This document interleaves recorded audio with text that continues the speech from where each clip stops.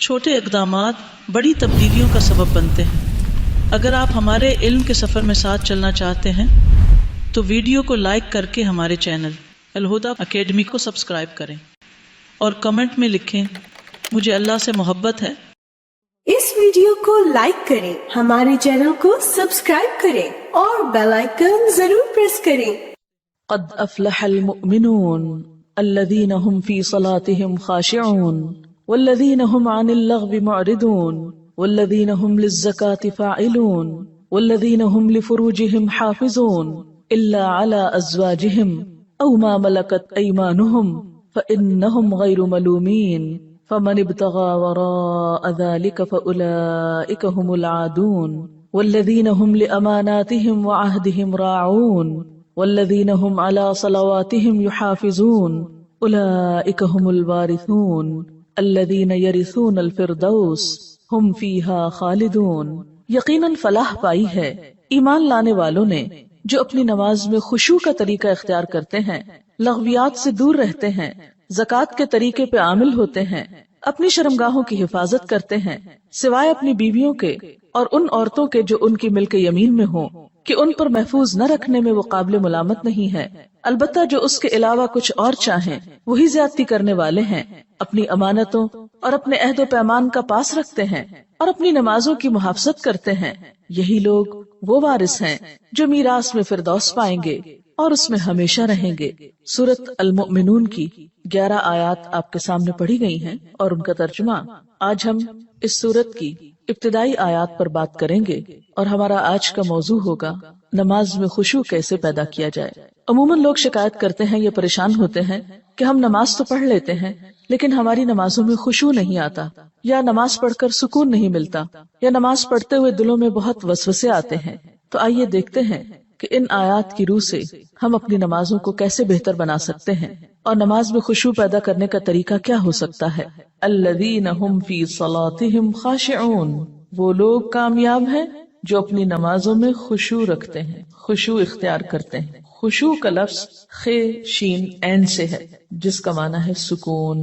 ایسی نماز جس میں سکون ہو، دل کے اندر بھی اور ظاہری حرکات میں بھی، یعنی دل میں اللہ کا خوف ہو، اللہ ہی کی محبت ہو، اللہ کی طرف دھیان ہو، اور دل کے اندر یہ احساسات اتنے گہرے ہوں کہ انسان کے ظاہری رویے میں بھی نظر آ رہے ہوں، اس کے اعضاء پر بھی ان کا اثر ہو۔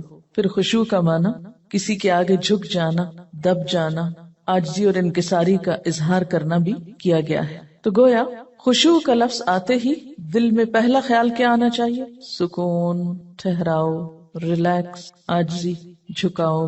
اسی لیے ہم دیکھتے ہیں کہ حضرت مجاہد کہتے ہیں کہ نظر اور آواز کو پست رکھنے کا نام خشوع ہے۔ حضرت علی رضی اللہ تعالیٰ عنہ فرماتے ہیں کہ دائیں بائیں التفات یعنی گوشہ چشم سے دیکھنے سے بچنا خشوع ہے، یعنی نماز میں کھڑے ہو کر دائیں بائیں نہیں دیکھنا، ادھر ادھر نہیں دیکھنا اور آنکھوں کے کناروں سے بھی نہیں دیکھنا۔ جو اس سے بچ جائے گویا وہ خشوع کی حالت میں ہے۔ حضرت عطا فرماتے ہیں کہ بدن کے کسی حصے سے نہ کھیلنا خشوع ہے، یعنی نماز میں بے وجہ کھجانا یا کپڑے ٹھیک کرنا، ہلنا جلنا، آگے پیچھے ہونا، کبھی ٹانگ اٹھانا، کبھی انگلیاں مروڑنا، کبھی کچھ کرنا، کبھی ایک ٹانگ پہ بوجھ ڈال کے کھڑے ہو جانا، یہ سب چیزیں خشوع کے خلاف ہیں۔ حضرت ابو ذر رضی اللہ تعالی عنہ سے روایت ہے کہ رسول اللہ صلی اللہ علیہ وسلم نے فرمایا، اللہ تعالیٰ نماز کے وقت اپنے بندے کی طرف برابر متوجہ رہتا ہے جب تک وہ دوسری طرف التفات نہ کرے، یعنی بندہ جب رب کی طرف متوجہ رہتا ہے تو رب بھی بندے کی طرف متوجہ رہتا ہے۔ جب وہ دوسری طرف التفات کرتا ہے یعنی گوشہ چشم سے دیکھتا ہے تو اللہ تعالیٰ اس سے رخ پھیر لیتے ہیں، یعنی آپ کا دھیان اگر اللہ کی طرف رہا تو اللہ کی توجہ بھی آپ کی طرف، جو ہی آپ نے ادھر ادھر منہ کیا توجہ کی، اللہ نے بھی اپنا رخ پھیر لیا۔ نبی کریم صلی اللہ علیہ وسلم نے حضرت انس کو حکم دیا کہ اپنی نگاہ اس جگہ رکھو جس جگہ سجدہ کرتے ہو، اور یہ کہ نماز میں دائیں بائیں التفات نہ کرو، یعنی نماز کا خشوع کیا ہے؟ نگاہیں سجدے کی جگہ ہوں۔ اگر آپ اس عمل میں کامیاب ہو جائیں تو یقین مانے آپ کی نماز میں خشوع آ جائے گا۔ بہت سے لوگ یہ سمجھتے ہیں کہ شاید آنکھیں بند کر کے نماز پڑھنے سے زیادہ خشوع آتا ہے، جو کہ غلط فہمی ہے۔ ایسا کرنا پسندیدہ بھی نہیں، لگتا بہت آسان ہے کہ کچھ چیز نظر نہ آئے تو ہمارا دھیان زیادہ اللہ کی طرف ہو جائے گا، لیکن آج آپ نماز میں تجربہ کر کے دیکھیں، جو لوگ آنکھیں بند کر کے پڑھتے ہیں وہ آنکھیں کھول کر سجدے کی جگہ دیکھنا شروع کریں. اس میں یہ ہوتا ہے نا کہ جب ہم بچپن سے ایک طریقے پہ نماز پڑھ رہے ہیں, کبھی کسی نے ہمیں ٹوکا نہیں, کیونکہ ہم سب سے زیادہ مائنڈ اس وقت کرتے ہیں جب کوئی ہماری نماز کی اصلاح کرنا چاہے. عام طور پر اگر آپ لوگوں کو کسی بھی چیز سے روکیں تو وہ اتنا نہیں برا مناتے, لیکن اگر نماز کے بارے میں تھوڑی سی بات بھی کر دے, ہائپر سینسیٹیو ہوتے, غصہ کرتے ہیں. کیوں کہا؟ اگر مثلا کسی نے اگر دوپٹہ باریک لیا نماز میں تو اسے روکا جائے کہ نہیں یہ ٹھیک نہیں, یا اگر ٹخنے ننگے ہو رہے ہیں اور بتایا گیا, یا یہ کہ نماز کا طریقہ درست نہیں, اگر اس میں کسی نے تھوڑی سی بھی مداخلت کر دی تو ناقابل برداشت. تم ہوتے کون ہو مجھے کچھ کہنے والے؟ اس لیے عموماً لوگ اپنی عزت بچانے کو دوسروں کو چھوڑ دیتے ہیں. ٹھیک ہے جو چاہیں کریں, پھر کیا ہو سکتا ہے جب کسی کو خود پرواہ نہیں, جب کوئی خود اپنی اصلاح نہیں چاہتا تو آپ کیا کر سکتے ہیں کسی. اور بعض اوقات انڈائریکٹلی 20 بار سمجھانے کے باوجود بھی لوگ اپنا طرز عمل نہیں بدلتے. تو یاد رکھیے کہ جب تک طریقہ درست نہیں ہوگا خشوع نہیں آئے گا. تو خشوع لانے کے لیے نمبر 1 کہ سنت کے مطابق نماز پڑھنے کی کوشش کریں, اور اس میں سجدے کی جگہ پہ دیکھنا شروع کریں. نماز میں حرکت کم کریں. عموماً تو مجھے ٹیلی ویژن دیکھنے کا کبھی نہ موقع ملا ہے نہ موقع ہوتا ہے. تو اس رمضان میں جہاں ہم ٹھہرے ہوئے تھے تو وہاں پر ٹیلی ویژن تھے, تو رات کو حرم کی تراویح آتی تھی, تو مجھے بہت ہوتا تھا کہ اتنا قریب ہے ہم اور وہاں شریک نہیں ہو سکتے. تو میں اہتمام کے ساتھ تھوڑی دیر لگا کے دیکھتی تھی کہ اچھا آج کون سی آیات آ رہی ہیں, آج کیا ہو رہا ہے. تو اس میں نے خصوصی طور پہ غور کیا کہ جو امام ہوتے تھے ایسے لگتا تھا کہ پتھر کے بت ہیں جو ان کو بالکل کوئی حرکت نہیں. اور وہاں سے مجھے اپنی نماز کو چیک کرنے کا احساس ہوا کہ ایک جگہ پر نظر ہے. ہمارا حال کیا تھا, کبھی آنکھیں بند کر لیتے, اوپر سر کر رہے اور ادھر کر رہے, نیچے کر لیتے ہیں, کبھی آنکھیں کھول لیتے ہیں, ادھر ادھر تھوڑا. کیا خاک خشوع آئے گا؟ اگر آپ کسی کو خشوع کے ساتھ نماز پڑھتے دیکھیں تو آپ دیکھیں گے آپ کی نماز میں بھی آئے گا, یا آپ کے پاس اگر کوئی کھڑا ہو تو اس سے بھی آپ کو فائدہ ہوگا. لیکن اگر آپ واقعی چاہتے ہیں, کیونکہ اس تدبیر نے مجھے بہت زیادہ فائدہ دیا, آنکھیں بند نہیں کرنی, آنکھیں کھلی رکھنی, لیکن مسلسل سجدے ہی کی جگہ پہ دیکھنا ہے, ادھر ادھر نہیں دیکھنا, اور کم سے کم حرکت, ہلنا نہیں ہے. یہ 2 کام آپ کر لیں تو اندر بھی ٹھہراؤ آئے گا. اسی لیے خشوع کا معنی سب سے پہلے میں نے آپ کو سکون والا بتایا, سکون. اور جو اس طرح نماز پڑھے اس کی نماز کے بعد بھی اس کو ایک خاص سکون نصیب ہوگا. ہم نماز پڑھ کے بے چین اٹھتے ہیں بعض اوقات, کیا پڑھا, کبھی رونے بھی بیٹھ جاتے ہیں, کوئی فائدہ نہیں. یہ رونے دھونے سے کوئی زیادہ فائدہ نہیں, یہ ایک لیم ایکسکیوز ہوتا ہے, رو کے اپنے آپ کو ہم خوش کر لیتے ہیں. ہم رو لیے, بس ندامت کے آنسوں نے سب غلطی دھو دی, ٹھیک ہے اس سے دھل جاتی ہے غلطی, لیکن غلطی کی جب تک اصلاح نہ ہو تو محض رونا فائدہ نہیں دیتا, یا محض ندامت فائدہ نہیں دیتی. تو اس لیے 2 چیزوں پہ خصوصی توجہ کرنی ہے اگر چاہتے ہیں خشوع آئے. تو یہاں پر اللہ تعالیٰ فرماتے ہیں کہ صرف نماز پڑھنا ہی کافی نہیں, بلکہ نماز میں خشوع ضروری ہے. کس کے لیے؟ کامیابی کے لیے. اسی لیے آپ دیکھیے کہ ایسی جگہ پر نماز پڑھنے کو کہا گیا ہے جہاں زیادہ آس پاس موومنٹ نہ ہو.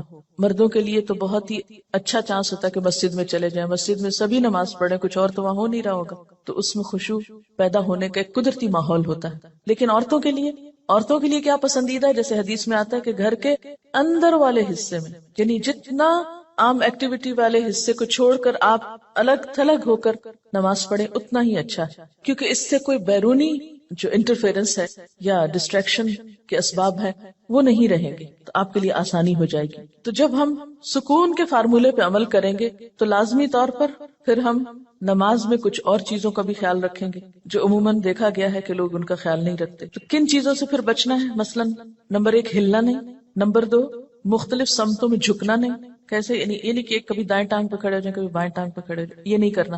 ٹھیک ہے, اگر شروع میں آپ کو بہت لمبی نماز کی عادت نہیں تو مختصر پڑھنا شروع کریں, لیکن ہلے بغیر. کپڑوں کو بار بار سمیٹے نہیں, نہ ان کو جھاڑیں. ایسا دوپٹہ یا ایسا لباس نہیں پہنے کہ جو بار بار گرے اور بار بار آپ اس کو سمیٹنے میں مصروف ہوں. پھر اسی طرح جائے نماز کو درست طریقے پہ بچھائیں, یہ نہیں کہ نماز کے بیچ میں ہی آپ اسے ٹھیک کرنا شروع کر دیں. ایسی جائے نماز پہ کھڑے مت ہو کہ جو ہر دفعہ میں اکٹھی ہو جائے اور ہر دفعہ میں آپ اس کو سیدھا کر رہے ہوں. پہلے جو کھجور کے درختوں کے پتے ہوتے تھے ان کے جو جائے نماز ملتے تھے, اگر آج آپ کو میسر ہو اور اس پر نماز پڑھنے کی کوشش کریں تو آپ دیکھیں گے خشوع میں اضافہ ہوگا. ان کو ایک نیچرل میٹ ہوتا ہے نا, اس کی اپنی خوشبو بھی ہوتی ہے اور وہ اکٹھا نہیں ہوتا, اور اس پر آپ کے ہاتھ پاؤں سب جم جاتے ہیں. یہ جتنی مخملی جائے نمازیں آ گئی ہیں اتنی ہی نماز میں خشوع ختم ہو گیا. کبھی پاؤں پھسل رہے ہوتے ہیں, کبھی ہاتھ پھسل رہے ہوتے ہیں. جس چیز پر آپ نماز پڑھتے ہیں اس کو بھی درست کرنے کی ضرورت ہے, وہ بھی مددگار ہے. اسی لیے آپ صلی اللہ علیہ وسلم نے نماز کے وقت سامنے نقش و نگار اور جائے نمازوں کے اوپر نقش و نگار اور ان چیزوں کو ناپسند کیا ہے, کیونکہ یہ بھی نماز میں خلل انداز ہوتے ہیں. پھر اسی طرح تن کے بھی نہیں کھڑے ہونا چاہیے، یعنی بہت اکڑ کے نہیں کھڑے ہوں، بلکہ نارمل نیچرل ریلیکس طریقے سے کھڑے ہوں. بہت اونچی قرات نہ کریں. مثلاً اگر آپ تہجد میں یا نفل کسی میں ذرا سا زیادہ تلاوت کرنا چاہتے ہیں، بہت چیخ چلا کے نہیں کریں. یا کہیں آپ امامت کرا رہے ہیں تو اس صورت میں بھی قرات میں عاجزی ہونی چاہیے، کیونکہ وہ بھی خشوع میں اضافہ کرے گی. اسی طرح گا گا کر تلاوت کرنا یہ بھی درست نہیں. مصنوعی تکلف سے تلاوت کرنا، پھر اسی طرح نماز میں جمائیاں لینا اور لیتے چلے جانا، نہیں، ان کو کنٹرول کریں. اسی طرح جلدی جلدی کرنا، کیونکہ خشوع کیا ہے؟ سکون. اور سکون میں کیا ہے کہ آپ جب قیام کریں تو ہلنا بند کر دیں، رکوع کریں تو اتنی دیر رکوع کریں کہ جسم ہلنا بند کر دے. رکوع سے جب اٹھیں تو کھڑے ہو کر دوبارہ اتنا کھڑے ہوں کم از کم کہ آپ کا جسم ہلنا بند کر دے. پھر جب آپ سجدے میں جائیں ٹک جائیں اور اس وقت سر اٹھائیں جب تسبیحات پوری ہو چکی ہوں اور ہلنا بھی ختم ہو چکا. یہ نہیں کہ آپ ایک کانسٹنٹ موومنٹ میں کھڑے ہوئے تو رکوع میں ہلتے ہلتے پھر کھڑے ہو گئے، پھر سجدے میں ابھی ہلنا بند نہیں تو پھر کھڑے ہو گئے اور پھر واپس پلٹ گئے. یہ ماری ماری نماز جو ہے جلدی کی، اس سے قطعاً خشوع نہیں آتا. خشوع کے لیے آپ کو ٹھہر ٹھہر کر آہستہ نماز پڑھنی ہو. اسی طرح اگر کوئی چیز نماز میں اذیت دے رہی ہو تو اس کو ہٹانا ضروری ہے، کیونکہ بعض اوقات جب ہم کہتے ہیں نا سکون اور ٹھہر جانا، تو اس میں ہم ایسا ٹھہرتے ہیں کہ کوئی چیز اگر ہمیں اس میں پریشان کر رہی ہے، چبھ رہی ہے، یا کوئی خارش ہو گئی یا کچھ، تو ہم اس کی طرف بھی توجہ نہیں دیتے. نتیجہ کیا تو کچھ سمجھ نہیں آتا پڑھ کیا رہے. تو یہ ان نیچرل قسم کا سکون بھی طاری نہیں کرنا. اس میں کوشش کریں کہ کم سے کم موومنٹ سے اس سبب کو دور کر دیں.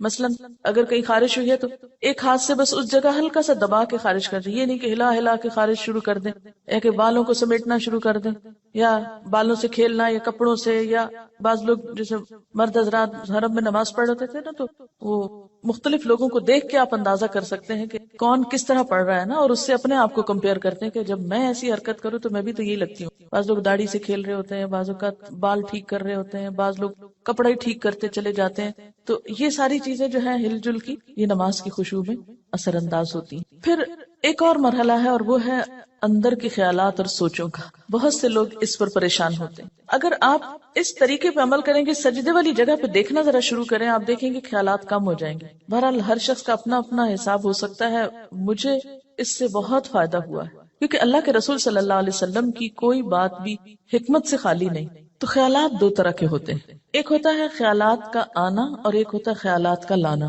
آنے والوں کو تو آپ روک نہیں سکتے، پاسبل ہی نہیں. اور ایک ہوتا ہے خود انوائٹ کرنا، کسی بلانا، دعوت دینا. اس کو آپ بہرحال کنٹرول کر سکتے ہیں. اب جو بن بلائے آ جاتے ہیں ان کو آنے دیں، ان کو آپ اگنور کر دیں، کیونکہ ہمارا دماغ ایسی چیز ہے کہ جو کانسٹنٹلی کام کرتا ہے، رکتا نہیں ہے. آپ سو رہے ہوں تب بھی وہ خوابیں دیکھتا رہتا ہے، آپ جاگ رہے ہوں، آپ کسی سے بات کر رہے ہوں تو ضروری نہیں کہ آپ کی پوری توجہ وہاں ہو. بہت دفعہ ایسا ہوتا ہے کہ بات کرتے ہوئے آپ کا دھیان وہاں بھی ہوتا ہے اور کہیں اور بھی ہوتا ہے. تو ان تمام چیزوں پر جو خیالات تو خود بخود آ رہے ہیں وہ آتے رہیں گے، اس کو نہیں آپ روک سکتے. مثلا کانوں کے اوپر تو آپ کیا کرتے ہیں، ہاتھ رکھ سکتے ہیں، آنکھوں کو بند کر سکتے ہیں، زبان بند کر سکتے ہیں، لیکن دماغ کے خیال کا کیا کریں؟ کوئی ڈھکنا نہیں دے سکتے، کوئی سوئچ نہیں آف کر سکتے. وہ تو خدا نخواستہ آف ہوا تو پھر تو گئے، آن نہیں ہو سکتا پھر. اب یہ بڑی مشکل ہے، اس لیے ان کے پیچھے نہ پڑے، ان کو زیادہ سوچے نہ، ان کو اہمیت نہ دے، ان کو اپنے اوپر حاوی نہ ہونے دے، ان کا تذکرہ نہ بہت زیادہ کریں.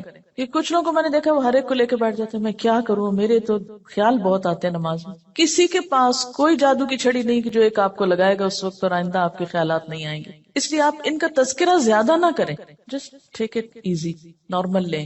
تو ہوتا ہی ہے تو آئیں گے، لیکن یہ نہ کریں کہ کوئی ایک خیال آ گیا ہے تو پھر اس کے آگے اور سوچیں. مثلا اپنے کاموں کی پلاننگ وہاں کھڑے ہو کے شروع کر دیں. اور فرض نمازوں میں ایسا نہیں ہو سکتا، ایسا نہیں کیا جا سکتا. نفل میں اگر ہو جائے، جیسے حضرت عمر رضی اللہ تعالیٰ عنہ جو فوجوں کو ترتیب دینی ہوتی تھی تو نفل نماز شروع کر دیتے، تو نوافل کی حد تک ٹھیک ہے لیکن فرض میں نہیں. پھر آپ دیکھیے کہ اگر آپ بدل بدل کے صورتیں پڑھیں گے، قرآن پاک کا کچھ حصہ ساتھ ساتھ یاد کرتے رہیں گے، تو آپ دیکھیں گے کہ اس سے بھی فرق پڑتا ہے. چینج سے یکسوئی آتی ہے. مثلا ایک جگہ آپ کھڑے ہیں یا ایک جگہ آپ کام کر رہے ہیں تو بعض اوقات آپ کام نہیں کر پاتے اور بار بار آپ کو خیالات تنگ کرتے ہیں. اپنی پڑھائی کے دوران بھی آپ نے دیکھا ہوگا، آپ تھوڑی سی پوزیشن چینج کر لیتے ہیں، جگہ بدل لیتے ہیں، اٹھ کے جا کے پانی پی کے آ جاتے ہیں، یہ کچھ تو اس سے پھر فرق پڑ جاتا ہے. اسی طرح اگر آپ تلاوت یعنی قرآن پاک کا وہ حصہ جو نماز میں پڑھ رہے ہیں اگر آپ اس کو تبدیل کرتے رہیں تو فائدہ ہوگا.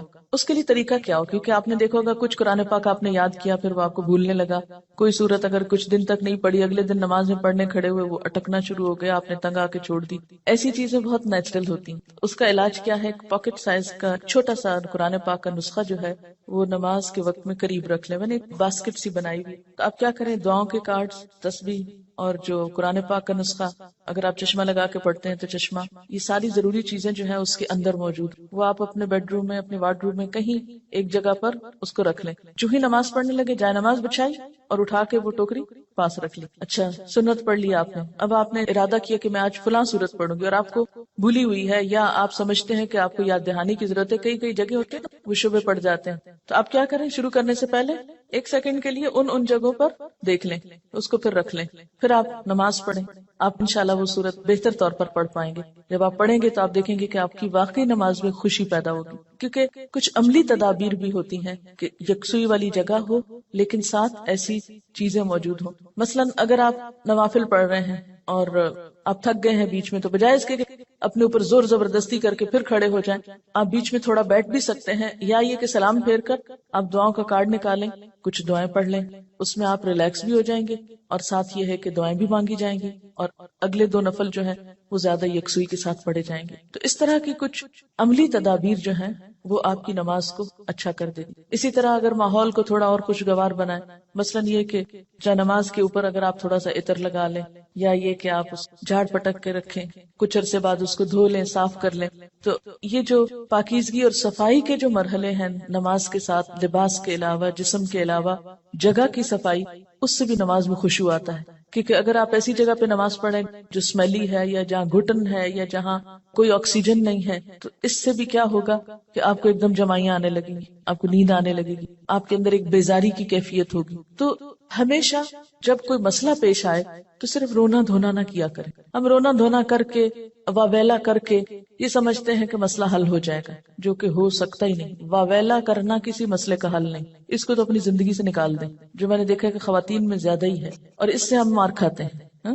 یعنی کوئی مسئلہ پیش آیا, ہائے کیا کروں, ہائے کیوں ہو گیا, یہ سب نکال دیں. مسئلہ پیش آنے پر, مسئلہ نماز میں خشوع نہیں, مسئلہ پیش آ جائے, مسئلہ پیش آنے پر مسئلے کو پہچانے, اس کے اسباب جانے, یعنی مسئلے کو آئیڈینٹیفائی کرے. پہلے یہ ہے مسئلہ, خشوع نہیں آ رہا, پہچانے وجوہات کیا ہیں, کیوں نہیں آ رہا. 1 وجہ کہ جگہ ٹھیک نہیں, 2 وجہ کہ قرآن یاد نہیں, 3 وجہ کہ آس پاس شور ہے, وغیرہ وغیرہ وجوہات معلوم کر لیں.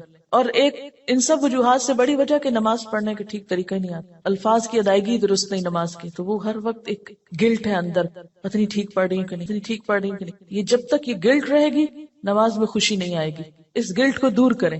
اگر آپ کو مثلا اتحیات پڑھنا نہیں آتا, دروشی پڑھنا نہیں آتا, سیکھ لیں کسی سے, بالکل شرم محسوس نہیں کریں, جتنا جلدی ہو سیکھ لیں.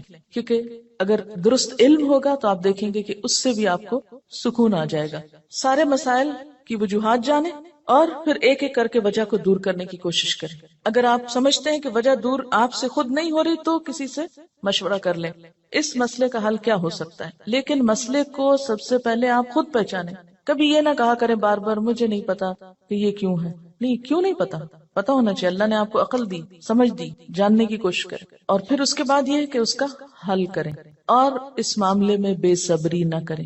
بہت سے مسائل کے حل میں وقت لگتا ہے, اس وقت کو اویل کریں, اور صبر کے ساتھ آہستہ آہستہ آپ دیکھیں گے کہ انشاءاللہ وہ مسئلہ حل ہوتا جائے گا.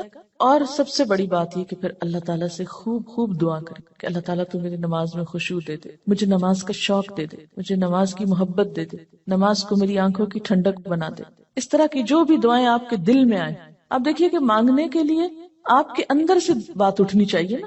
دعا کوئی مصنوعی چیز نہیں ہے کہ کوئی مانگ رہا تو آپ اس کو دیکھ کے آپ بھی شروع کر دیں. اس کی ضرورت آپ کو خود محسوس ہونی چاہیے کہ یہ چاہیے مجھ کو, یہ مانگنا ہے مجھے, اس کے بغیر میرا گزارا نہیں ہو رہا. تو جس طرح دنیا کی چیزوں کے لیے ہم تڑپ تڑپ کے مانگتے ہیں, اسی طرح دین کے لیے بھی, اپنی آخرت کے لیے بھی تڑپ تڑپ کے مانگنا سیکھیں. تو انشاءاللہ آپ دیکھیں گے کہ اللہ تعالیٰ کی رحمت بہت قریب ہے. پھر ایک اور بات یہ ہے کہ جہاں اٹکاؤ ہو وہاں صدقہ کریں. یعنی جو صدقہ ہے ہر رکاوٹ کو دور کرنے کا ذریعہ ہوتا ہے. اس سے آپ دیکھیں گے کہ گرہیں کھلیں گی. اور صدقے کے لیے بھی ضروری نہیں کہ کوئی بہت بڑی اسپیشل چیز آپ تیار کریں، جمعرات کا انتظار کریں اور پھر اس میں کھانا پکائیں اور پھر اس کو مخصوص لوگوں کو بلائیں اور کھلائیں، یا کوئی اور اس طرح کا مصنوعی کام کریں. اس کے لیے کیا ہے، فوری طور پر کسی کے ساتھ کوئی بھلائی کر لیں، اور کوئی نہیں تو جو سامنے سے آ رہا ہے اس کو دیکھ کے مسکرا لیں. اسی طرح آگے بڑھ کے سلام کریں.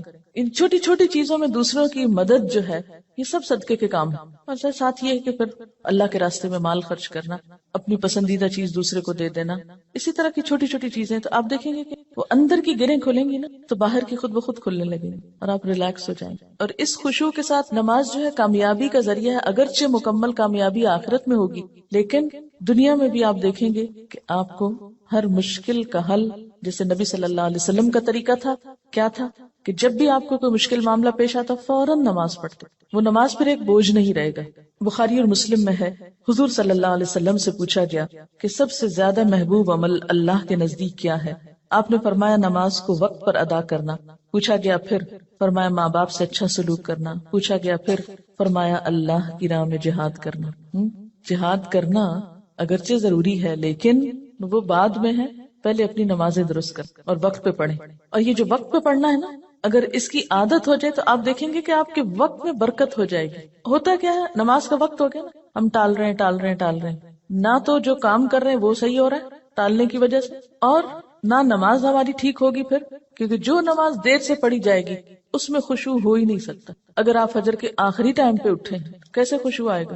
ٹینشن تو یہی رہے گی کہ سورج نہ نکل آئے یا نکل نہ چکا ہو. کوئی بھی نماز جو تاخیر سے پڑھیں گے، آپ وقت گزار کے پڑھیں گے، وہ خشوع سے خالی ہو جائے گی، خود بخود آٹومیٹیکلی پھیکی ہو جائے گی. اس لیے کوشش کریں، یعنی اگر آپ خشوع لانا چاہتے ہیں تو پہلی کوشش کہاں سے شروع ہو کہ وقت پر اور اول وقت میں. حضرت ابو درداء سے روایت ہے کہ رسول اللہ صلی اللہ علیہ وسلم نے فرمایا سب سے پہلی چیز جو امت سے اٹھ جائے گی یعنی سلب ہو جائے گی وہ خشوع ہے، یہاں تک کہ قوم میں کوئی خاشع نظر نہ آئے گا. بہت سے لوگ نماز پڑھیں گے مگر کوئی خاشع نظر نہ آئے گا. حدیث میں آتا ہے ایک مرتبہ نبی صلی اللہ علیہ وسلم نے ایک شخص کو دیکھا کہ نماز پڑھ رہا ہے، ساتھ ساتھ داڑھی کے بالوں سے کھیلتا جا رہا ہے. اس پر آپ نے فرمایا لو خشع قلبہ خشعت جوارحہ، اگر اس کے دل میں خشوع ہوتا تو اس کے جسم پہ بھی خشوع طاری ہو جاتا. ظاہری خشوع جب آتا ہے جب دل میں خشوع، دل اللہ کے آگے جھکا ہوا، اور اگر دل دنیا کی یادوں میں اور دنیا کے قصوں میں مشغول ہو تو پھر خشوع نہیں آ سکتا. خشوع کا لفظ بولتے ہی آپ کے ذہن میں کیا چیز آتی ہے؟ سکون، عاجزی. ایک لفظ میں ہو تو سکون اور دوسرے میں ساتھ ہی عاجزی بھی. سورۃ الانبیاء میں پیغمبروں کی صفات میں اللہ تعالیٰ فرماتے ہیں وَكَانُوا لَنَا خَاشِعِينَ، یہ سارے پیغمبر ہمارے لیے خشوع کرنے والے تھے. تو اس سے کیا پتہ چلتا ہے کہ خاشع ہونا جو ہے، عاجز ہونا اور اللہ کے سامنے عاجزی اختیار کرنا، یہ پیغمبروں کی صفات میں سے رہا ہے. سورۃ انبیاء کی آیت 90. اور اس میں بھی آپ دیکھیے کہ انہم کانوا یسارعون فی الخیرات ویدعوننا رغبا ورہبا وکانوا لنا خاشعین، کہ وہ بھلائیوں میں بہت جلدی کرتے تھے، یسارعون فی الخیرات، اور ویدعوننا رغبا ورہبا، رغبت کے ساتھ اور خوف کے ساتھ ہمیں پکارتے. حالانکہ وہ پیغمبر تھے پھر بھی محض رغبت نہیں تھی، خوف بھی ساتھ تھا. وَكَانُوا لَنَا خَاشِعِينَ، اور وہ ہمارے آگے جھکے ہوئے تھے. تو اس سے یہ پتہ چلتا ہے کہ نماز کے اندر خشوع صرف نماز میں ہی جھکنے کا نام نہیں، یا صرف نماز کی حد تک عاجزی اختیار کرنے کا نام نہیں، بلکہ اس کے علاوہ عام روزمرہ زندگی میں بھی یہ اخلاق پیدا ہونا چاہیے، یا عام روزمرہ زندگی میں بھی ہمارے اندر یہ کردار پیدا ہونا چاہیے. اب جب سکون کی بات ہوئی کہ کانوا لنا خاشعین، اور خشوع کا معنی اگر سکون کیا جائے اور عاجزی کیا جائے تو عملی زندگی میں کہاں کہاں یہ نظر آئے گا اور کس کس طرح ہوتا ہے کہ جب ہم نماز میں لطف اٹھاتے ہیں تو ایک نماز کا اچھا پڑھنا آئندہ کی نماز کے لیے خود بخود انتظار کی کیفیت پیدا کر دیتا ہے، کیونکہ آپ نے اس کو انجوائے کیا ہوتا ہے. اور اگر ایک نماز آپ نے خراب پڑھی تو اس کے بعد دل پہ بوجھ پڑتا ہے، اس بوجھ سے گلٹ آتی ہے، اور پھر انسان کہتا ہے کیا فائدہ، پتہ نہیں پچھلی کا کیا بنا، اب اگلی کیا پڑھوں. بس وہ ایک پھر ڈگمگانے کی اور کشمکش کی کیفیت پیدا ہو جاتی. تو ہر نماز اپنی جگہ اہم ہے، اور ہر نماز کے اندر ایسی کوشش ضروری ہے جو اگلی نماز کے لیے ایک تیاری بن جائے، یا ایک گراؤنڈ پریپیئر کر دے، یا اس کے لیے ایک بنیاد بن جائے. وہ خشوع صرف نماز میں ہی تو نہیں رہتا نا. نماز میں کیفیت طاری ہوئی، اس کے بعد آپ عام زندگی میں لوگوں سے معاملہ کر رہے ہیں، تو اب اس میں کچھ کنٹینیوٹی ہونی چاہیے نا، ٹھیک ہے اس لیول کی تو نہیں، لیکن اس کا اثر زندگی کے دوسرے معاملات پر بھی پڑنا چاہیے، کیونکہ نماز جو ہے یہ ہماری پوری شخصیت کو ریفارم کرتی ہے، اس کی اصلاح کا سبب بنتی، نماز کے اندر کی کیفیات باہر پر اثر انداز ہوتی، ٹھہراؤ آنے لگتا ہے نا۔ کسی کا کمنٹ ہے، 2 چیزیں اگر ہم خود میں پیدا کر لیں تو دین کے کام میں آسانی ہو جاتی ہے، ہر ماحول میں پرسکون بیٹھ کر دیکھنا اور ہر عادت اور طبیعت کے لوگوں سے ملنا اور نارمل رہنا، یہ ہے وہ تاثیر جو نماز کی خشوع سے آپ کے معاملات پہ پڑتی ہے نا۔ یہ لکھتی ہے کہ 2-3 مواقع جن کا مجھے تجربہ ہوا، ایک تو یہ کہ قریبی رشتہ دار کے انتقال پہ جانا ہوا، کچھ بتانے کی کوشش کی لیکن ایک معتبر خاتون نے سختی سے خاموش کرا دیا، میں نے اپنا قرآن لیا، پڑھتی رہی، سوچتی رہی اور واپس آ گئی، سوئم پہ گئی تو کتاب میرا جینا میرا مرنا ساتھ لے گئی، خالی صفحات پہ اپنا پیغام ہمدردی لکھا اور یہ کہ جو بھی یہ کتاب پڑھے دوسروں کو بتائے اور مرنے والے کے لیے مغفرت کی دعا کرے، یہ چھوڑ کر آ گئی، یعنی میسج کے ساتھ کتاب۔ 2 مہینے بعد فون آیا ان کی بہو کا کہ جو بھی لوگ دوسرے شہروں سے آئے ہیں میں نے پڑھ کر کتاب سنائی ہے، ہر کوئی کتاب کا مطالبہ کر رہا ہے، جتنی کتابیں انہوں نے مانگی بھجوا دی، لے جانے والے نے بتایا کہ ہر کوئی یہ کتاب لینا چاہ رہا ہے اور میری بیوی ہر ایک کو کتاب سناتی، کام ہو گیا۔ اگر یہ اس معتبر خاتون کی بات نہ مانتی اور اس وقت الجھ پڑتی تو اس صبر کا یہ جو پھل ملا ہے یہ نہ ملتا، کہتے نا صبر کا پھل میٹھا ہوتا ہے، اس وقت تو بہت سخت تکلیف سے گزرتا ہے انسان، اور ہم عام طور پر جھلا اٹھتے ہیں کہ نہیں مجھے تبلیغ کا موقع نہیں ملا اور اتنا اچھا موقع چلا گیا۔ ایک تو یہ کہ اللہ تعالیٰ کے فیصلوں کو اگر قبول کرنا آ جائے نا ہمیں تو زندگی پر لطف ہو جائے، موقع مل گیا الحمدللہ، نہیں ملا تو اس میں بھی کوئی مصلحت ہوگی ضرور، میں اس حال پہ بھی راضی، میں نے کوشش کر لی، اگر چانس نہیں ملا کوئی بات نہیں، لیکن کوشش نہیں چھوڑی۔ جب ہم جھلا اٹھتے ہیں اور اپسیٹ ہوتے ہیں تو اس میں نقصان کیا ہوتا ہے کہ ہم پازیٹیولی کام کرنا چھوڑ دیتے ہیں، کوشش ترک کر دیتے ہیں، جب کوشش چھوڑتے ہیں تو اگلا نیکی کا موقع ختم ہو جاتا ہے، اور کوشش پر آمادہ رہنا اور صبر کی کیفیت بھی دراصل خشوع سے آتی، کیونکہ نماز بھی تو صبر کا نام ہے نا، یعنی آپ نے بولنا نہیں، آپ نے ادھر ادھر نہیں دیکھنا، آپ نے ہلنا نہیں۔ میں تو سمجھتی ہوں کہ ہلنے سے رکنا سب سے بڑا صبر ہے نماز کا، ورنہ باقی جتنی بھی کیفیات آتی ہیں نا ان سب کو ہم ہل جل کے وہ بیلنس کر لیتے ہیں، یعنی نیند آئی ہے، اونگ آئی ہے اور کوئی بوریت ہوئی ہے کچھ تو وہ ہل کے آگے پیچھے کر کے جھوم جھام کے آنکھیں بند کر کے تھوڑا ریلیکس کر کے تو وہ جو کیفیت طاری ہونی چاہیے تھی وہ ہونے نہیں دیتے۔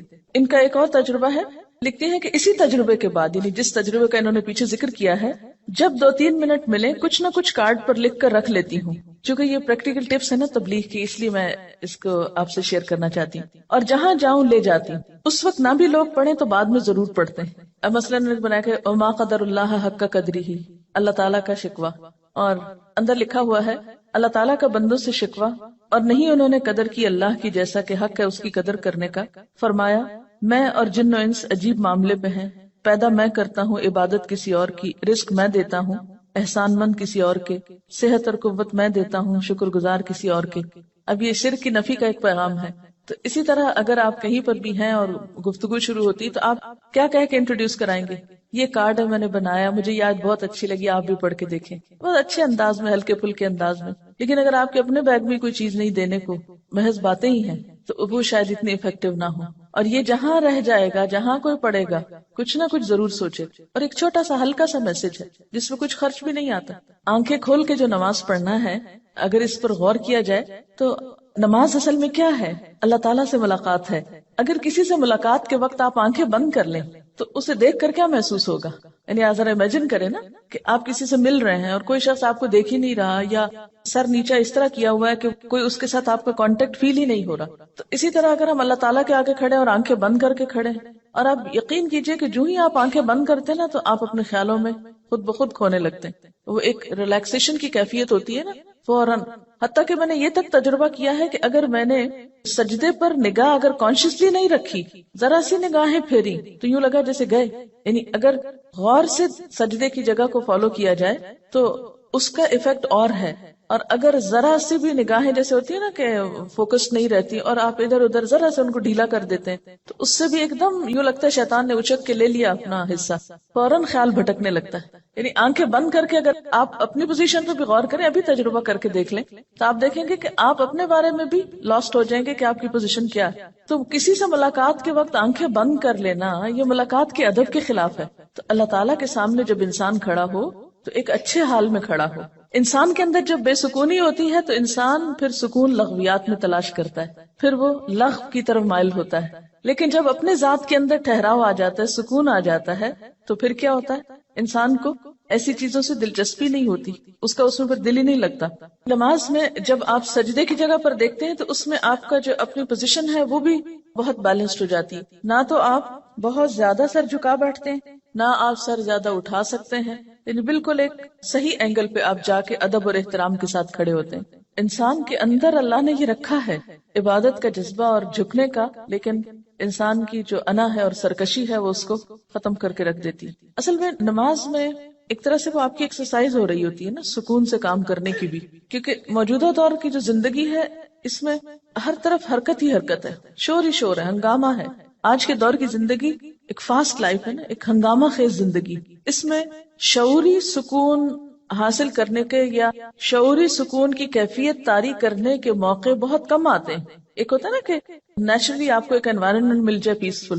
نماز بھی آپ پڑھتے ہیں تو آپ کو محنت لگتی ہے سکون طاری کرنے کی، اپنے اندر ایک خاموشی اور ایک ٹھہراؤ پیدا کرنے کی. تو جب نماز کے اندر آپ کنسنٹریشن اختیار کرتے ہیں یا کنسنٹریشن لانے کی پریکٹس کرتے ہیں تو اس سے آپ کی زندگی میں جو دوسرے کام ہیں ان میں بھی آپ کو کنسنٹریٹ کرنے کا بہتر موقع ملتا ہے. یعنی ایک کنسنٹریشن ایکسرسائز بھی ہے یہ. بہت سے طالب علم کیا یہ سوال نہیں کرتے کہ ہم پڑھتے ہیں لیکن ہمارے خیالات ہی ادھر ادھر بھٹکتے رہتے ہیں؟ اس لیے کہ ہمیں بچپن سے ایسی کوئی ایکسرسائز کرائی ہی نہیں گئی. بچوں کو جب ہم نماز شروع کراتے ہیں تو ہم صرف اس پہ ہی خوش ہو جاتے ہیں کہ وہ 2-4 سجدے ڈالنے لگ گئے ہیں، یہ نہیں کوشش کرتے کہ ان کو اس طرح سکھائیں.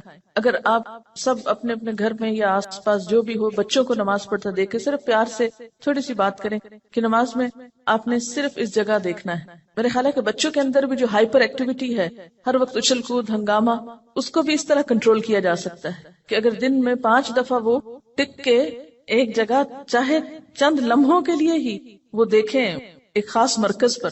آپ کو پتا کہ ہپنوٹائز کرنے کا طریقہ کیا ہوتا ہے؟ ایک نقطے پہ دکھاتے ہیں نا، ایک نقطے پہ کہتے ہیں کہ دیکھتے جاؤ دیکھتے جاؤ دیکھتے. یہ جو ہائپر ایکٹیویٹی یا بے چینی کا جو ہے یہ پورے دنیا اس کا شکار ہو رہی ہے، اور پاکستانی قوم کو بھی اگر آپ دیکھیں اوور آل تو ہم ایون کلاس میں اکثر دیکھتی ہوں تو میں کہتی ہوں نا کہ آپ اسٹل ہو جائیں تھوڑے تاکہ آپ پڑھ سکیں.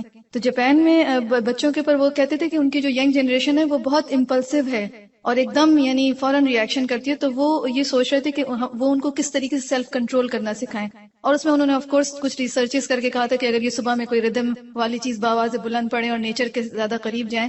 اور میں یہ سوچ رہی تھی کہ اللہ سبحانہ تعالیٰ کتنی خوبصورتی سے ایک سیلف کنٹرولنگ کا کتنا خوبصورت ایک اکوپمنٹ دے رہے ہیں، ایک اسٹریٹجی دے رہے ہیں کہ بس یہ اگر کریں، اور تلاوت ہے اور پھر فوکس ہے ایک فوکل پوائنٹ پہ. اور اگر اس طریقے سے بچوں کی تربیت کی جائے تو نو ونڈر کہ انشاءاللہ اگلی جنریشن جو ہے وہ تو کم از کم سکون والی ہے اور جو امپلسو بیہیویئرز ہیں وہ نہ ہو پائیں. خشوع کا اثر ہمارے باہمی قریبی تعلقات پر بھی پڑنا چاہیے. قریبی رشتہ داروں، دوستوں، ملنے جلنے والوں سے معاملہ کرتے وقت ہمارے اندر عاجزی، انکساری، سکون اور خشوع کا مظاہرہ ہونا چاہیے. جب انسان قرآن پڑھنے لگتا ہے یا دین کی طرف آتا ہے تو لازمی طور پر دل میں ایک ہلچل پیدا ہوتی. جیسے پانی کے اندر آپ ایک پتھر پھینکتے ہیں تو اس سے ایک شور اٹھتا ہے، پھر آہستہ آہستہ وہ پتھر نیچے اترتا ہے، تہہ میں جا کے بیٹھتا ہے، پھر وہ جم جاتا ہے وہاں، پھر اس پر کائی آنے لگتی ہے، پھر اگر کوئی اس پہ پاؤں رکھے وہ تو پھسل سکتا ہے لیکن وہ اپنی جگہ سے نہیں ہلتا. تو بالکل اسی طرح ہمارے اندر بھی ایک ایسا سکون اور ایک ایسی کیفیت آنی چاہیے کہ ہم کسی کی بات کے جواب میں کسی کے ساتھ معاملہ کرتے وقت ایسا نیگیٹو ریئیکشن شو نہ کریں کہ دین کی ایک بدترین مثال پیش کریں. ایمان کے لطف اور حلاوت محسوس ہوتی ہے نا ان آیات کو پڑھ کر. یعنی اس خشوع کا اثر زندگی پر پڑنا چاہیے نا. نماز میں کیا ہوتا ہے؟ دل میں اللہ کی یاد ہے، زبان پہ اللہ کا ذکر ہے اور ایک ٹھہراؤ ہے. تو بالکل اسی طرح نماز کے بعد بھی جب ہم زندگی کے عام معاملات اختیار کرتے ہیں تو اس میں بھی ہمارے دل میں اللہ کی یاد ہونی چاہیے، خاموش لمحات میں اس کا ذکر ہونا چاہیے، اور اس کے علاوہ ہمارے پوری شخصیت کے اوپر ایک ٹھہراؤ نظر آنا چاہیے. یعنی یہ سکون ہمارے چہروں پر، ہماری چال میں، ہمارے معاملات میں، ہماری ہر چیز میں محسوس ہونا چاہیے. تب ہم اسلام کے صحیح نمائندے ہوں گے. پیس یعنی ایک اپنے آپ کو ٹیسٹ کرنے کا مقام بھی ہے یہاں پر. افلاح اور فلاح میں کامیابی دنیا اور آخرت دونوں کی ہے. تو دنیاوی اعتبار سے کامیابی کا مطلب یہ نہیں ہے کہ ہم دنیاوی اعتبار سے کسی بہت بڑے اسٹیٹس کے حامل ہو جائیں. اصل کامیاب انسان وہ ہے کہ جس کے اپنے اندر سکون اور جس کی زندگی میں ایک خاص قسم کا وقار ہے، وہ کہیں پر بھی ہے، من پسند حالات میں ہے یا ناپسندیدہ حالات میں ہے، لیکن وہ ٹھہرا ہوا ہے. طوفان آ رہا ہے، آندھی آ رہی، کچھ آ رہا ہے، وہ ٹھہرا ہوا ہے، وہ پرسکون ہے، اس میں ایک جماؤ ہے. یہ ہے دراصل کامیابی. یعنی آخرت کی کامیابی تو کل پتہ چلے گی، لیکن آج اپنے آپ کو ٹیسٹ کر کے دیکھیں کہ کیا یہ کیفیت پیدا ہو رہی ہے. اس میں پھر آپ دیکھیں گے اس کا اثر آپ کی گفتگو پر بھی پڑے گا، آپ کے معاملات پہ پڑے گا، لین دین پہ پڑے گا، حتیٰ کہ لسننگ کی ہیبٹ جو ہے اس پر بھی پڑے گا کہ ہم سکون سے سنیں گے.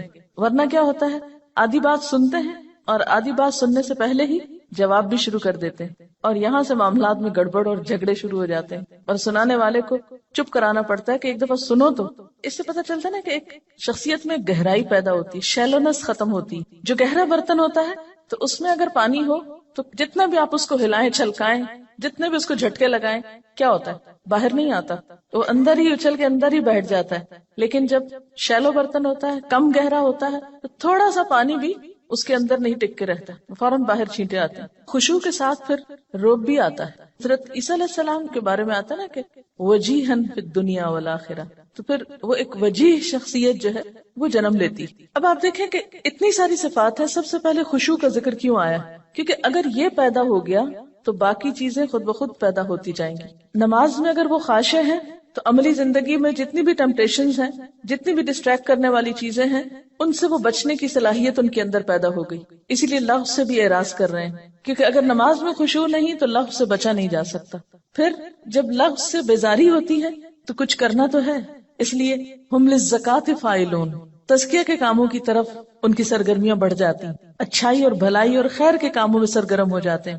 پھر ان کی خاص ذاتی زندگی میں بھی بہت طہارت اور پاکیزگی ہے، پاک دامنی ہے، حیا ہے، باوجود اس کے کہ معاشرے کے اندر حرام طریقے موجود ہیں سیٹسفیکشن کے، لیکن وہ ان سب سے اجتناب برتتے ہیں، اور جس چیز کو اللہ نے ان کے لیے جائز اور حلال قرار دیا وہ اسی سے جم کے رہتے ہیں. کیونکہ صبر ہے نا، جس شخص کے اندر خشوع نہ ہو، صبر نہ ہو، وہ صرف حلال تک پھر رہ ہی نہیں سکتا. اس کی نگاہ بھی خیانت کرے گی، اس کا دل بھی خیانت کرے گا. اسی لیے آپ دیکھیں گے پھر آگے امانت اور عہد کی پابندی، امانت اور عہد کا پاس رکھنا. امانتوں کی ادائیگی جو ہے اس میں بھی آپ دیکھیں گے کہ ٹھہراؤ کی ضرورت ہے. مثلا امانت میں خیانت جو ہے وہ صرف مال کی نہیں بلکہ مثلا نگاہ کی خیانت. اگر آپ کے اپنے دل میں ایک چین ہے، ایک سکون ہے، تو آپ ادھر ادھر نگاہیں نہیں اٹھائیں گے، حرام چیز کی طرف آپ نگاہ نہیں لے جائیں گے. اتفاق سے چلی بھی جائے تو واپس لے آئیں گے، حلال پہ روک لیں گے. گفتگو میں خیانت، اس سے بھی بچ جائیں گے، کیونکہ ٹھہراؤ ہے اندر تو سوچ کے بات کریں گے. جب اندر ہی ٹھہراؤ نہیں تو جو منہ میں آیا بولتے چلے جائیں گے. پھر اسی طرح طبیعت میں قناعت پیدا ہوتی، جو قناعت ہوگی تو کسی کے مال سے دلچسپی نہیں ہوگی. کسی نے امانت رکھی اس کی طرف بھول کے بھی خیانت کا خیال نہیں آئے گا. پھر امانت میں یہ چیز بھی ہے کہ جو چیز اپنے لیے پسند کرو وہی دوسرے کے لیے، جیسے المستشار مؤتمن، مشورہ جس سے لیا جائے وہ امانت دار ہوتا ہے. جس کے اپنے اندر ٹھہراؤ ہوگا وہی دوسرے کو اچھا مشورہ دے گا، دوسرے کے لیے خیرخواہی اور بھلائی کے جذبات رکھے گا. الدین والنصیحہ، دین سراسر خیرخواہی کا نام. اور اگر آپ کے اپنے اندر وہ سکون نہیں، وہ سوچنے سمجھنے کی صلاحیت نہیں، تو دوسروں کے معاملے میں آپ کے فیصلے بے صبری پر مبنی ہوں گے، جس کی وجہ سے آپ بار بار خیانت کا مرتکب ہو سکتے ہیں. پھر اسی طرح اپنی ڈیوٹیز کو پورا کرنا، یہ بھی ایک ٹھہراؤ والا شخص ہی کر سکتا ہے، ورنہ اپنی ذمہ داریوں کے اندر بھی خیرخواہی نہیں ہو سکتی. عہد کی پابندی بھی وہی کر سکتا ہے جس کے اندر ایک ٹھہراؤ ہو، جو رک کے سوچ سکے. عام طور پر عہد کی پابندی کیوں نہیں ہو پاتی؟ کیونکہ ہم بھولتے رہتے ہیں ہر وقت. یہ بہت زیادہ بھولنے کے سلسلے بھی ٹھیک ہے، حافظے کی خرابی ایک الگ چیز ہے، ایج فیکٹر الگ چیز ہے، بیماری الگ چیز ہے، لیکن ایک عام نارمل انسان ہر عہد کر کے کیوں بھول جائے؟ اس لیے کہ وہ فوکسڈ نہیں ہے، وہ اپنے کاموں میں، اپنی زندگی میں آرگنائزڈ نہیں ہے. اور پھر اینڈ دوبارہ اسی پر کہ والذین هم علی صلواتہم یحافظون، پیچھے صلاتہم آیا، یہاں صلوات جمع کا صیغہ ہے، ساری نمازوں کی حفاظت کرتے ہیں. یعنی صرف خشوع پر ہی فوکس نہیں بلکہ نماز سے متعلق جتنی بھی چیزیں ہیں ان سب کے بارے میں کانشیس ہوتے ہیں. جیسے زندگی میں بھی مقصد ہے اور مقصد پر نظر رکھنا اور گول کو سامنے رکھنا، جیسے نشانہ جس کو بولتے ہیں نا، ٹارگٹ، تو وہ بھی آپ کا صحیح جب لگتا ہے جب آپ فوکسڈ ہوتے ہیں نا. تو یوں محسوس ہوتا ہے کہ نماز کا یہ خشوع ہمیں زندگی میں بامقصد ہونے میں بھی مددگار ہوتا ہے، کہ ہم جس مقصد کے لیے جی رہے ہیں وہ کسی وقت بھی نظروں سے اوجھل نہ ہو. میں سوچتی تھی کبھی کہ کیوں 5 نمازیں فرض ہیں، یعنی جتنی شدت نماز کے معاملے میں برتی گئی ہے دین میں، اتنی کسی اور چیز کے بارے میں نہیں. اس سے پتہ چلتا ہے کہ اگر نماز گئی تو دین کا ستون گرا، دین گیا، وہ دین جو آپ کی حفاظت کے لیے ہے، آپ کو پروٹیکٹ کرنے کے لیے ہے، اس کا سرا آپ کے ہاتھ سے چھوٹا. اسی لیے کہا گیا نا کہ جو نماز جان بوجھ کے چھوڑ دے گویا اس نے کفر کیا، تو دنیا کا بھی خسارہ ہو گیا، آخرت کا بھی ہو گیا. یعنی مجموعی طور پر یہ ساری کیفیت ایک نفس مطمئنہ کو جنم دیتی، کیونکہ نماز گناہوں کی بخشش کا ذریعہ بھی ہے نا. بعض اوقات آپ بھول چوک کے غلطی کر جاتے ہیں، یا انسان ہونے کے ناطے آپ سے بھول چوک ہو جاتی، اس کا بھی ضمیر پہ ایک بوجھ پڑتا ہے، پھر آپ نماز میں آ جاتے ہیں، پھر روتے دھوتے ہیں، پھر معافی مانگتے ہیں، پھر مدد مانگتے ہیں. وَاسْتَعِينُوا بِالصَّبْرِ وَالصَّلَاةِ، اللہ سے مدد مانگتے ہیں. جب وہ مدد آتی ہے تو پھر آپ دوبارہ اپنی اس اصل پوزیشن پہ آ جاتے ہیں. اور اس طرح زندگی میں وہ ایک کھینچا تانی کا جو امتحان ہے، کبھی ادھر کبھی ادھر، اس کو سنبھالتے سنبھالتے آپ دنیا سے رخصت ہوتے ہیں نفس مطمئنہ کی حالت میں. کہتے ہیں نا کہ ہر روز اپنا جائزہ لینا چاہیے. وہ جائزہ ہر روز صرف ایک دفعہ نہیں، دن میں کئی دفعہ لیا کرے کہ میرے دل کا حال کیا ہے. تکلیف آنے پر، خوشی ملنے پر، ہر حال میں پرکھتے رہا کریں دل کا حال کیا ہے. اب ذرا سا دوسری طرح سے بات کر لیتے ہیں. ایک طرف جہاد ہے اور دوسری طرف خشوع ہے. یہ دونوں ایک دوسرے کے اپوزٹ نہیں ہیں. خشوع کا یہ مطلب نہیں کہ آپ سست پڑ جائیں. خشوع ایکٹیو ہوں گے تو آپ کو خشوع نصیب ہوگا. کیا نماز میں ایک جگہ پر کنسنٹریٹ کرنا اور ہلنے سے پرہیز کرنا کیا بذات خود یہ ایک جہاد نہیں؟ جہاد ہے. پھر جہاد کا معنی کیا ہے؟ Constant struggle, utmost struggle. تو آپ کی کوششوں میں کنسسٹنسی، آپ کی کوششوں میں استقامت، استقرار کب آ سکتا ہے؟ جب آپ فوکسڈ ہوتے ہیں. اگر آپ کا ذہن ہی منتشر ہے، آپ کو کسی پل چین ہی نہیں، تو بڑے سے بڑا جہاد کریں، آپ کیا کریں گے؟ کچھ بھی نہیں کر پائیں گے. حدیث میں کیا آتا ہے کہ سب سے پہلے جس چیز کو لوگ ضائع کریں گے، یا جو چیز میری امت میں ضائع ہوگی، وہ نماز ہے. یوں لگتا ہے نا کہ اصل چیز کی سٹرنگ کٹ گئی تو ہر چیز بے ربط ہو گئی، بے موقع ہو گئی. جب نماز نہ رہی، نمازوں کو ضائع کیا گیا یا ان کی حفاظت نہیں کی گئی یا ان کے اندر خشوع نہیں رہا، تو نتیجہ کیا ہوا؟ یعنی افراد اور امت اپنے مقصد سے ہٹ گئے، ان فوکسڈ ہو گئے. وہ چیز جو ان کی زندگی میں ایک روح پیدا کرنے والی تھی، جس کی وجہ سے وہ جہاد یا کوشش کی روح زندہ تھی، ختم ہو گئی. کسی نے پھر قبلہ دولت کو بنا لیا، کسی نے ملک فتح کرنے کو، کسی نے کوئی اور جنگ لڑنے کو. تو جب اللہ کی یاد ہی نہ رہی، باقی وہی سامنے نہ رہا، تو پھر تو قبلے مختلف ہو گئے. پھر اختلافات اور جھگڑے اور فساد اور انا پرستی اور بہت سی چیزوں نے جنم لیا. جیسے جہاد کا بھی پہلا سٹیپ یا پہلا درجہ اپنی ذات ہے، اور اپنی ذات کا جہاد کیا ہے؟ نفس امارہ کو کنٹرول کرنا. نماز بہترین طریقہ ہے نفس امارہ کو کنٹرول کرنے کا، اگر صحیح طریقے پہ پڑھی جا رہی. نفس امارہ کی خواہشات میں کیا کچھ آتا ہے، ان سب چیزوں سے پرہیز ضروری ہے نماز کے اندر. تو وہ ایک مسلسل ٹریننگ ہے آپ کی. دیکھیں کہ ایک مومن کی ٹرو پکچر سامنے آتی ہے. اس کے اندر تو خشوع ہے لیکن باہر ایکٹیو ہے. باہر وہ مجاہد نظر آتا ہے اور اندر سے ٹھہرا ہوا ہے. اندر سے آپ گڑے ہوئے ہوں گے، ٹھہرے ہوئے ہوں گے، تو ہی باہر آپ کام کر سکیں گے. اگر اندر بھی ہل جل ہے تو باہر سستی آ جائے گی. یہ اندر کا سکون اور باہر کی ایکٹیویٹی ایک بیلنس قائم کرتی ہے شخصیت میں. اگر اپوزٹ ہو جائے تو نقصان، اور اگر دونوں میں سکون آ جائے تو نقصان. یعنی ایک پرفیکٹ پرسنالٹی کیا ہے؟ اندر سکون ہے، باہر کام ہے، باہر ایکشن ہے. اگر باہر سکون آ جائے اور اندر بے چینی ہو، جو عام طور پر ڈپریشن میں ہوتا ہے کہ اندر آپ کھول رہے ہیں اور باہر سے بیکار بیٹھے ہیں، یا گولیاں کھا کے سوئے ہوئے ہیں، یا نم ہیں، تو وہ تو زندگی نہیں. یا اگر دونوں ہی ایکٹیو ہیں، اندر بھی ہلچل ہے، باہر بھی ہلچل ہے، تو بھی آپ ایک متوازن پرسنالٹی نہیں ہے. تو ساری آپشنز کو آپ دیکھیے. تو بہترین آپشن کیا ہے؟ اندر خشوع اور باہر کام. کسی نے لکھ کے بھیجا ہے سورۃ المؤمنون میں خاشعین کی ایک ٹپ میں آپ نے بتایا تھا کہ سجدے والی جگہ پر کنسنٹریٹ کرنا تھا. یہ سن کر میں نے اپنی زندگی اور نماز میں اس کو اپلائی کیا اور بہت فائدہ ہوا. یہی بات ایک دفعہ میں نے ایک میگ میں پڑھی تھی کہ زمین کو یا ایک ہی جگہ پر کنٹینیوسلی دیکھنے سے، اسپیشلی زمین کو دیکھنے سے، ہمارے خیالات اس میں ایبزارب ہوتے ہیں. کیونکہ کھلی آنکھوں سے آنے والے خیالات ذہن میں ریز کی شکل میں ایبزارب ہوتے ہیں، اور بند آنکھوں میں وہی خیالات امیجنیشن کی شکل اختیار کر لیتے ہیں. تو آنکھیں کھلی رکھنا بے حد ضروری ہے. یعنی بعض لوگ کہتے ہیں نا کہ آنکھیں بند کر کے زیادہ ہمیں خشوع ہوتا ہے، وہ امیجنیشن میں انسان چلا جاتا ہے. اور کھلی آنکھوں سے جب آپ کنسنٹریٹ کرتے ہیں تو اس میں خشوع زیادہ پیدا ہو سکتا ہے. حقائق سے آنکھیں بند تو نہیں کر سکتے نا آپ، حقائق کو کھلی آنکھوں سے سامنے رکھتے ہوئے آپ فوکس کریں خود. یہ کسی نے سوال لکھا ہے کہ does it mean we don't feel fear اور are apprehensive for any or in any situation. یعنی اس کا مطلب یہ ہے کہ اگر ہم خشوع اختیار کریں تو کبھی زندگی میں ہمیں کوئی ہمارے اوپر بے چینی یا کوئی ایسی کیفیت آ ہی نہیں سکتی یا ہمیں کوئی خوف محسوس نہیں کرنا چاہیے. نہیں، وہ ایک قدرتی بات ہے. کوئی بھی آپ ناپسندیدہ چیز سنیں گے، کوئی بھی آپ خوف دلانے والی بے چین کرنے والی خبر سنیں گے تو کیفیت تو آئے گی. کہ اس کا علاج کیا ہے، کیا بتایا گیا؟ یعنی یہ نہیں کہا کہ یہ کیفیات آئیں گی نہیں، کہ یو ڈونٹ فیل فیئر. خوف ہوگا، آپ کے تفکرات ہوں گے، آپ کی وریز ہوں گی، لیکن جو ہی کچھ ایسی کیفیت آنے لگے اور ابھی فرض نماز کا وقت دور ہو تو ان بٹوین کیا کرو؟ پھر مصلی پہ آ جاؤ، پھر فوکس ہو جاؤ، پھر اس سے مانگو، ٹھہراؤ آنے لگے گا.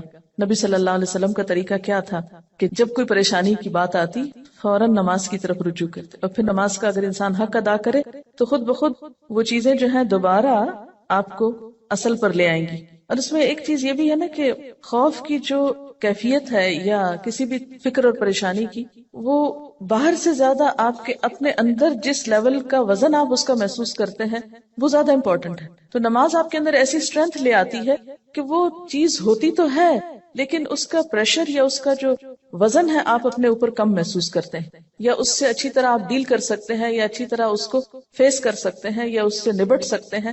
پھر وہ آپ کے اوپر حاوی نہیں رہتی. کسی لکھا ہے کہ بہت سے لوگ اندھیرے میں نماز پڑھتے ہیں کہ خشوع زیادہ ہوتا ہے. بالکل اندھیرے میں نماز پڑھنا بھی منع ہے، پتا ہے آپ کو؟ بالکل اندھیرے میں نماز نہیں پڑھی جا سکتی. اچھا دیکھیے کہ خشوع پیدا کرنے کے کچھ تو آرٹیفیشل طریقے ہیں، خود ساختہ، جو درست نہیں ہے. وہ وقتی طور پر تو ہو سکتا ہے آپ کو بہت خوشنما یا بھلے معلوم ہو، اور کچھ وہ طریقے جو سنت سے ثابت ہیں. اور آپ دیکھیے کہ احسان کی کیفیت بھی جبھی آ سکتی ہے کہ ان تعبد اللہ کأنک تراہ، کہ تم اللہ کی عبادت ایسے کرو گویا تم اس کو دیکھ رہے ہو. آنکھیں بند کر کے تو نہیں دیکھ رہے ہو نا. فإن لم تکن تراہ فإنہ یراک. تو آخری بات یہ ہے، ظاہری خشوع جب آتا ہے جب دل میں خشوع، دل اللہ کے آگے جھکا ہوا. اور اگر دل دنیا کی یادوں میں اور دنیا کے قصوں میں مشغول ہو تو پھر خشوع نہیں آ سکتا. وآخر دعوانا ان الحمد للہ رب العالمین. سبحانک اللہم وبحمدک نشہد ان لا الہ الا انت نستغفرک ونتوب الیک. والسلام علیکم ورحمۃ اللہ وبرکاتہ.